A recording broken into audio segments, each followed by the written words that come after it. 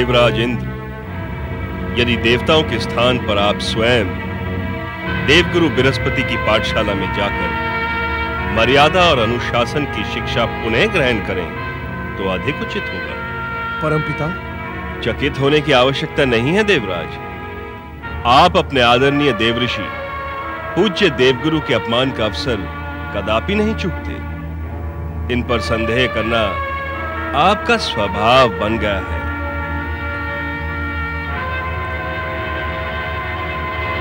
किंतु परमपिता, क्षमा मांगने के स्थान पर अपने अपराधों को ढकने का प्रयास ना करें आप। क्षमा परमपिता, क्षमा। देवगणों, हमें आपके यहां आने का कारण भली भांति ज्ञात है, किंतु नारद ने जो कुछ भी कहा वही सत्य है। तारकासुर की तपस्या को भंग करने का प्रयास ना करें आप। ऐसी स्थिति में तो तारकासुर की तपस्या पूर्ण हो जाएगी परमपिता। तो उसमें अनुचित क्या है? जो भी व्यक्ति कर्म के प्रति निष्ठा और दृढ़ता का पालन करेगा, उसका हर कार्य निश्चित ही पूर्ण होगा। किंतु परमपिता, तारकासुर वरदान पाकर अपनी पितामही दिति की मनोकामना पूर्ण करने के लिए सर्वप्रथम स्वर्ग पर आक्रमण करेगा। हम देवताओं पर एक कृपा करें परमपिता, आप तारकासुर को वरदान देने ही ना चाहें। आप सब हमारे कर्तव्यों की नई परिभाषा रचने का प्रयास कर रहे हैं। सच्चे मन से आराधना करने वाले को वरदान देना हमारा परम पावन कर्तव्य है। ऐसी स्थिति में हमारा क्या करना उचित होगा परमपिता? स्वर्ग की सुरक्षा के लिए आप सब भी आराधना और तपस्या को माध्यम बनाकर अपनी दिव्य शक्तियों का विकास करें।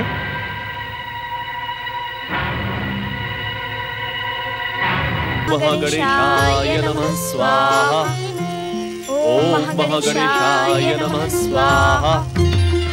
ओम महागणेशाय नमः स्वाहा। ओम महागणेशाय नमः स्वाहा।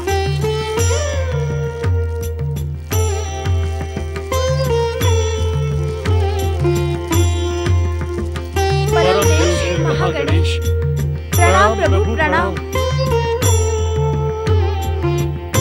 हे परम भक्त ऋषि कश्यप, देव माता देवी अदिति, आपके इस यज्ञ का परिणाम अवश्य ही शुभ होगा।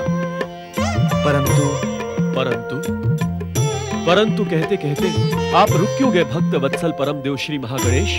इस शुभ परिणाम को प्राप्त करने के लिए आपको कुछ युगों तक धैर्यपूर्वक प्रतीक्षा करनी होगी।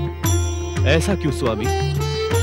ऋषिवर, आप इस सत्य से अनजान नहीं हैं कि तारकासुर के जन्म के पश्चात ये युग दैत्य जाति के उत्थान का युग है। तारकासुर अपनी आराधना से ब्रह्मदेव को अवश्य प्रसन्न करेगा तथा वरदान भी प्राप्त करेगा।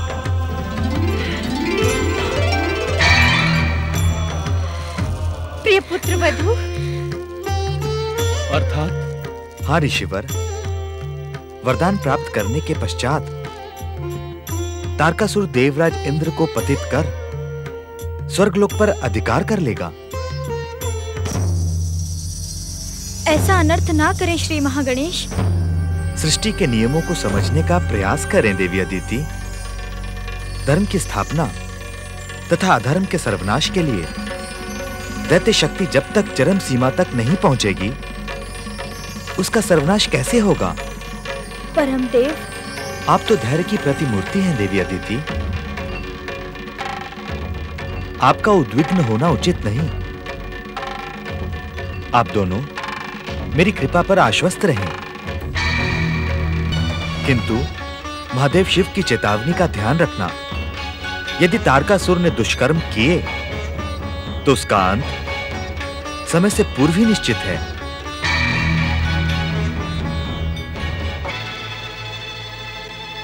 पाखंडी ऋषि, सुन लिया आपने अपने श्री महागणेश की भविष्यवाणी? अब मेरी तारक को वरदान पाने से इस संसार की कोई भी शक्ति नहीं रोक सकती।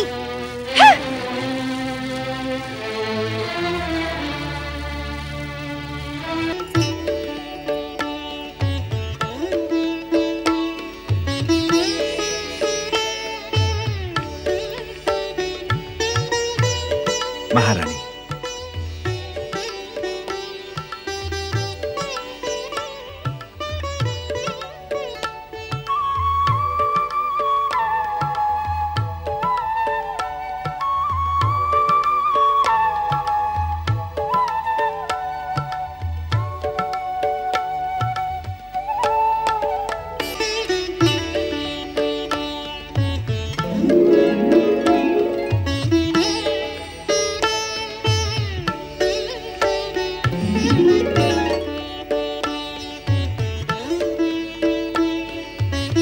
स्वामी, पार्वती के आने से हमारे जीवन में कितना आनंद आ गया है ना। आप सत्य कह रहे हैं महारानी, किंतु हमारी राजकुमारी है कहाँ?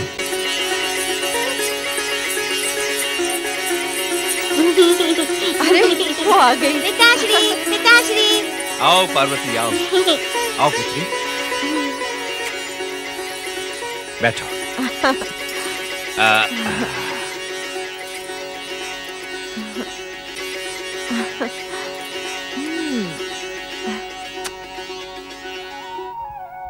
शुक्ल पक्ष के चंद्रमा की भांति समय के साथ देवी पार्वती पूर्ण युवती बन गई। महारानी, पुत्री पार्वती कहाँ है?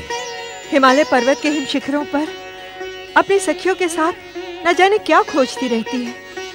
ये आयु ही ऐसी है महारानी। इस आयु में मनुष्य जितना देख पाता है, उससे भी अधिक देखने की जिज्ञासा में भटकता रहता है।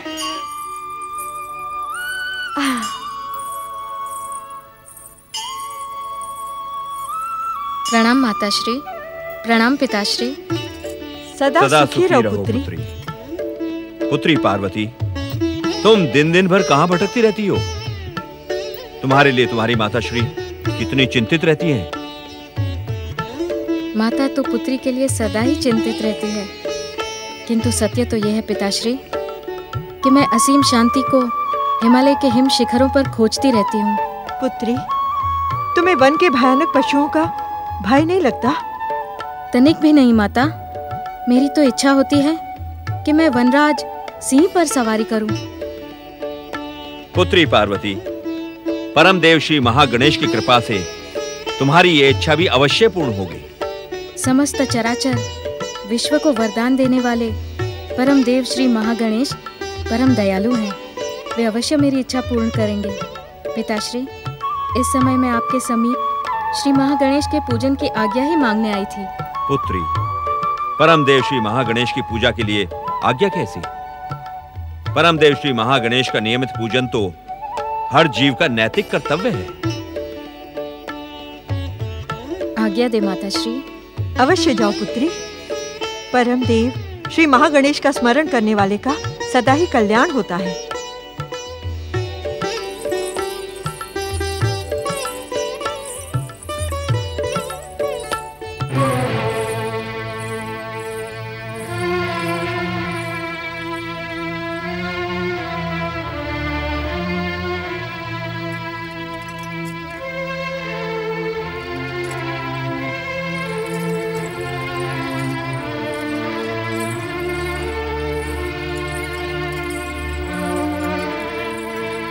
क्या हुआ स्वामी? आप यकायक गंभीर क्यों हो गए? महारानी मैना, क्या आपको अपनी युवा पुत्री पार्वती को देखकर चिंता नहीं होती?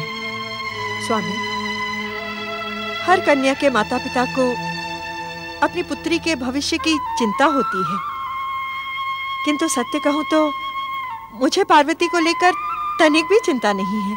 अर्थात?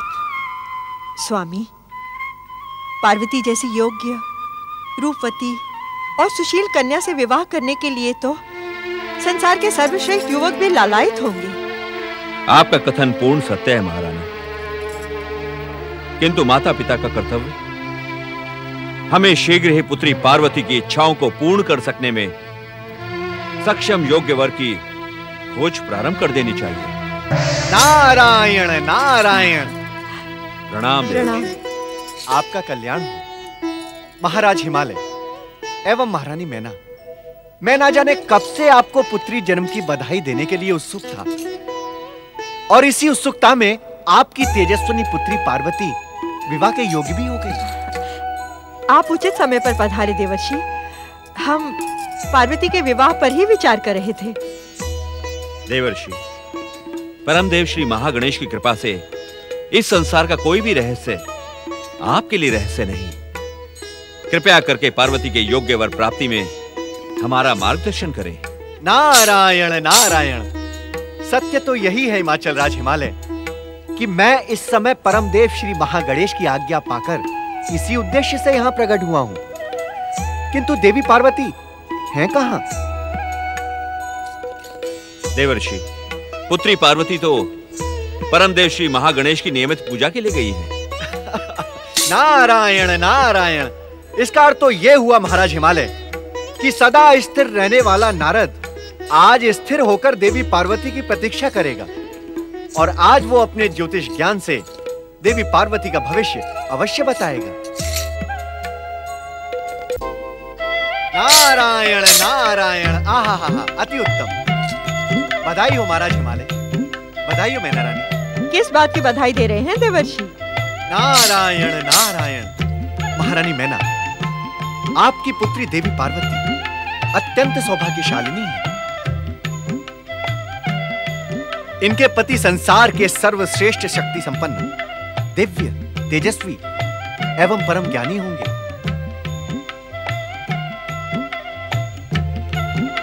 इतने अधिक गुण संपन्न व्यक्ति कौन है देवर्षि?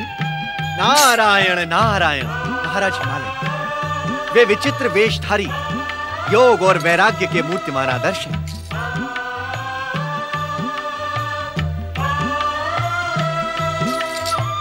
उन्हें पति रूप में प्राप्त करने के लिए पार्वती को कठोर परीक्षाएं देनी होंगी। कैसी परीक्षाएं देवर्षि? नारायण नारायण।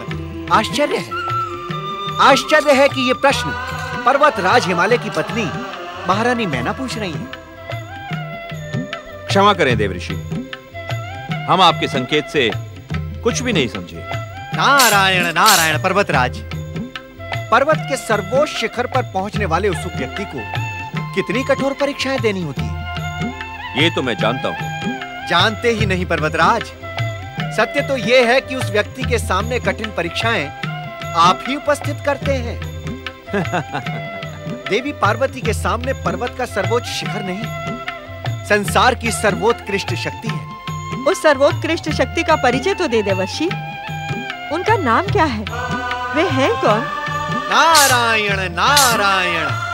महारानी मैना, उनका नाम कल्याणकारी, सभी आपदाओं का अंत करने वाला है। इस कारण क्या देवर्षि?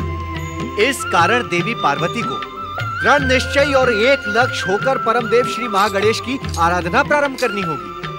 तत्पश्चात ये अपने पति का नाम स्वयं जान जाएंगी। नारायण नारायण।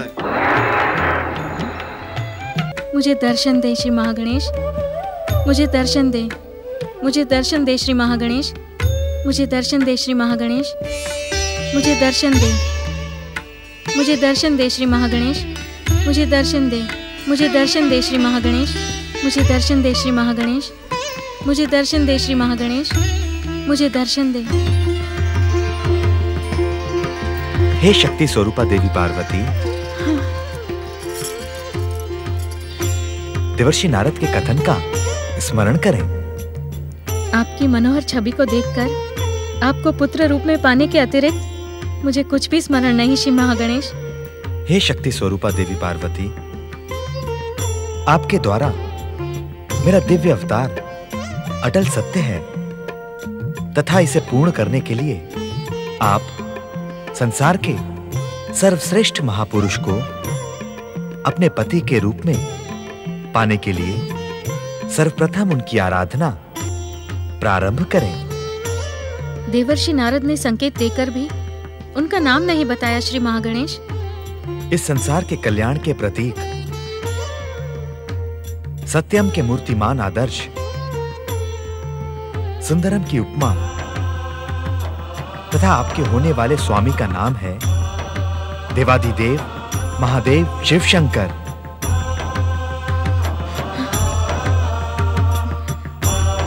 वही मेरे दिव्य अवतार के पूजनीय पिता होंगे और आप मेरी माता।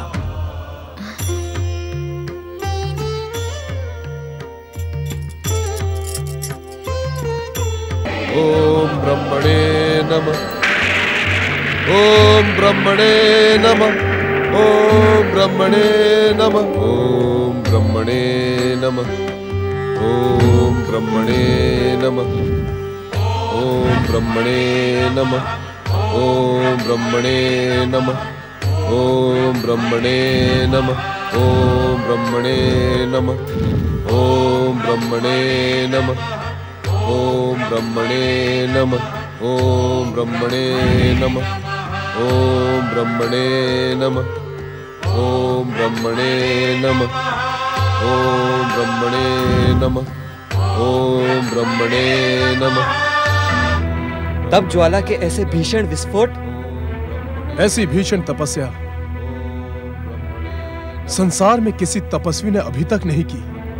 यह किस बात का संकेत है देवराज इंद्र? निश्चित ही ये मेरी विमाता दीति के प्रोत्साहन से ये दुष्ट स्वर्ग पर अधिकार करने का इच्छुक है। तब तो इसे हमें रोकना होगा देवराज। कैसे? कैसे रोकेंगे हम इसे और इसके भीषण तप को? यदि आप आज्ञा दें तो जल के प्रहार से मैं इन भीषण ज्वालाओं को शांत कर दूं देवराज। ये सोचने विचारने का समय नहीं है देवराज। तारकासुर का तप सफलता के निकट है। वरुण देव का परामर्श उचित है देवराज। आप हमें आज्ञा दें। नहीं अग्निदेव, इस समय तारकासुर के तप खंडन की आज्ञा देना सर्वनाश को निमंत्रण देना होगा। सर्वनाश? हाँ। ओम ब्रह्मणे नमः। ओम ब्रह्मणे नमः। तारकासुर की तप शक्ति इस समय हर प्रहार को पलटने में सक्षम है। तो हमारा क्या करना उचित होगा देवराज इंद्र? समझ में नहीं आता कि मैं क्या करूं। स्वर्गाधिपति देवराज इंद्र इतने भयभीत।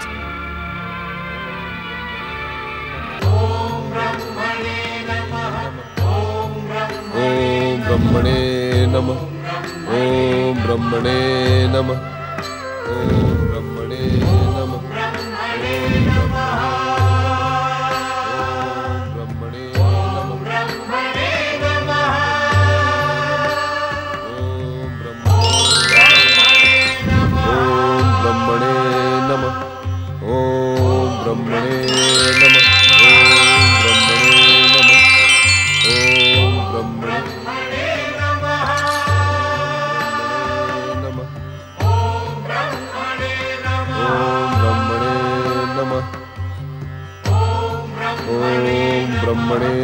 नमः।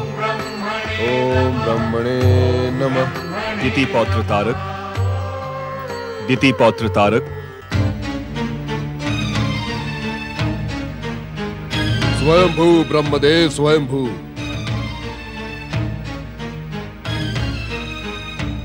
हम तुम्हारी तपस्या से प्रसन्न हुए। अपना इच्छित वरदान मांगो। ब्रह्मदेव, मैंने आप जैसा निष्ठुर देवता नहीं देखा। इतनी लंबी प्रतीक्षा और कठोर परीक्षा का कारण क्या है? क्या मेरी शक्ति से भयभीत होकर दुष्ट देवताओं ने आपको रोकने का दुस्साहस किया है? अपनी आशंकाओं को विराम दो तारक। किसी के रोकने से हम तपस्वी को उसकी तपस्या का प्रतिफल देने से रोक नहीं सकते। और जहां तक परीक्षा का प्रश्न है, परीक्षा जितनी कठोर होगी, वरदान भी उतना ही श्रेष्ठ मिलेगा। तो आप मेरी पितामही और अपनी पौत्री दिति की मनोकामनाएं पूर्ण करें ब्रह्मदेव। आप मुझे अमरता, सर्वोच्च शक्ति संपन्न दैत्य और तीनों लोकों में दैत्य जाति का ध्वज फहराने का वरदान प्रदान करें।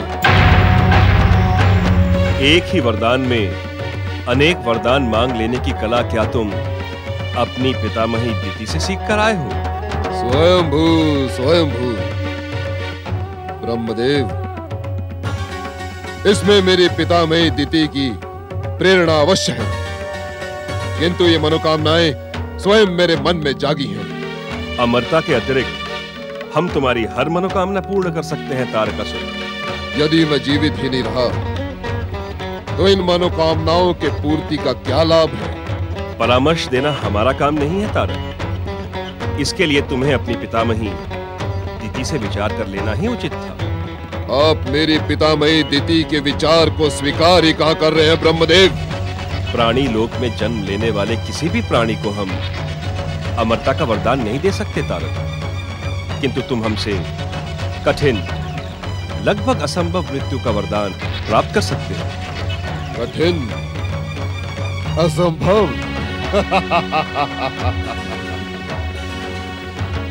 इसका निर्णय मैं आप पर छोड़ता हूं ब्रह्मदेव।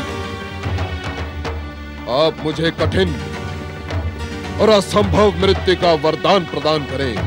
कैलाशपति महादेव शिवशंकर ने अपनी पत्नी सती के आत्मत्याग के पश्चात वैराग्य धारण कर लिया है। वे ना तो विवाह करेंगे, ना ही उनके कोई पुत्र होगा। यही तुम्हारी पितामही दिति की धारणा है। पितामही दिति की धारणा?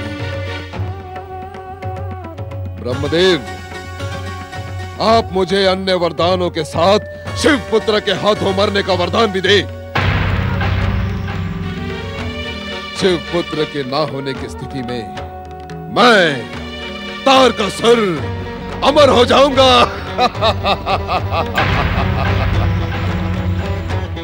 तथास्तु।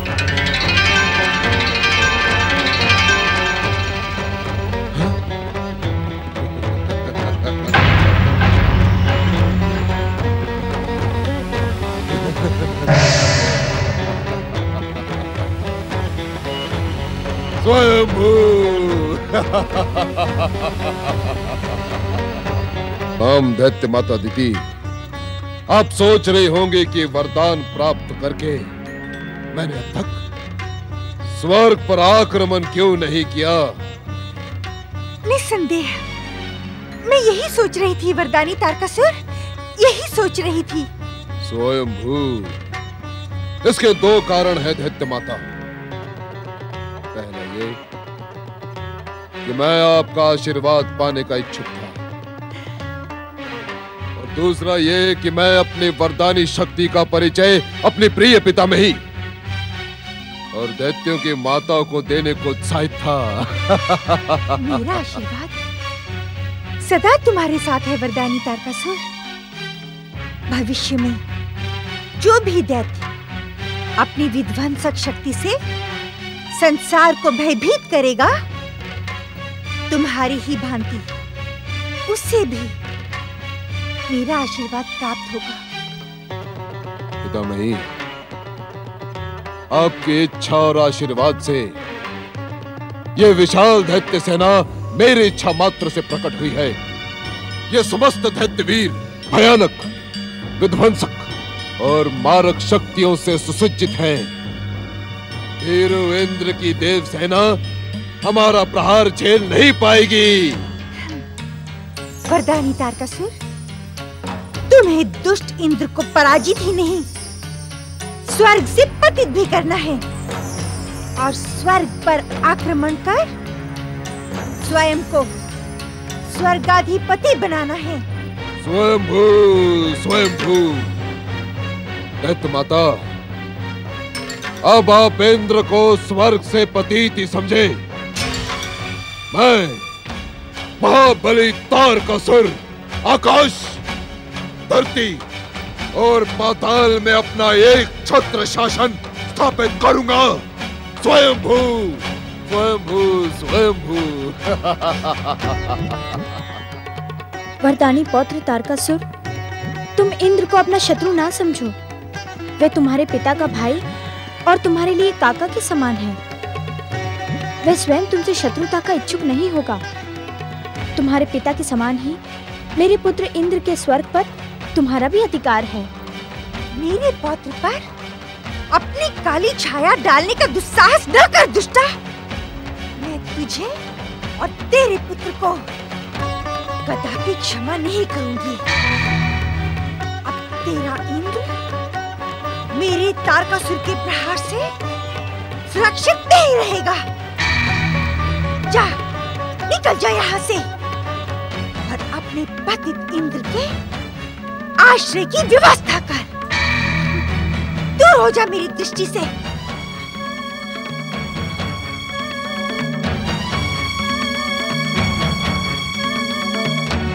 अदिति और उसका पुत्र इंद्र दया की योगी नहीं है तारकासुर।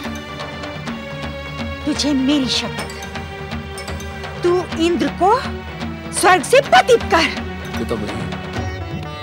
शपथ की आवश्यकता नहीं, आपके वचन को पूर्ण करना आपके पौत्र वरदानी तारकासुर का कर्तव्य है। तो अब एक क्षण का भी विलंब किए बिना पूरी शक्ति से स्वर्ग पर आक्रमण करके इंद्र को स्वर्ग से